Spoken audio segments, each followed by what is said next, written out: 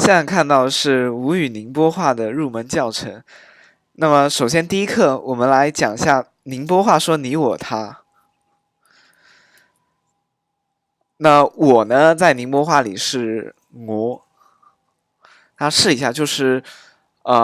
舌根部分跟那个上颚那个有点像是法语小舌音那个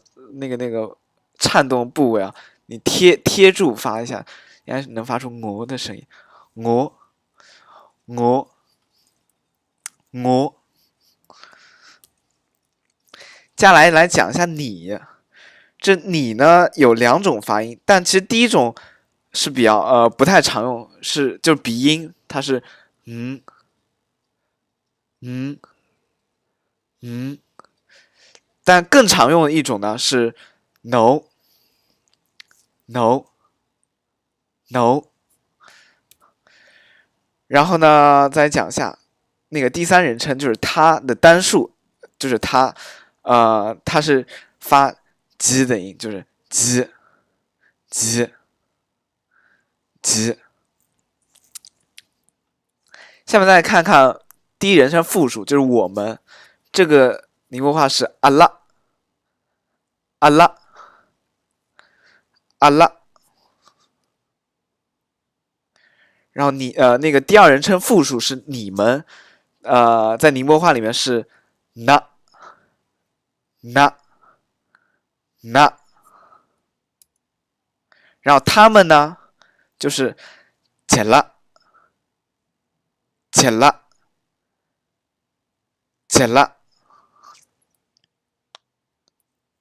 在这里讲一下这个拉的，那个宁波话那个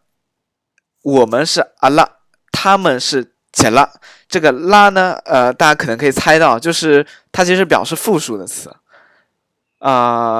包括上海话里也是用阿拉，就是其实就是从宁波话里面那个传过去的。那大家再复习一下，我就是我，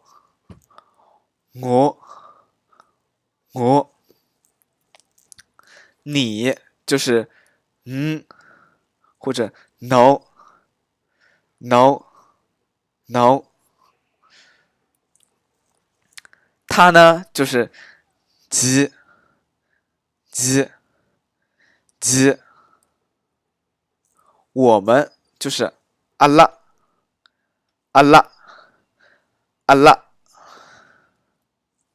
你们就是那那那，他们就是切拉切拉切拉。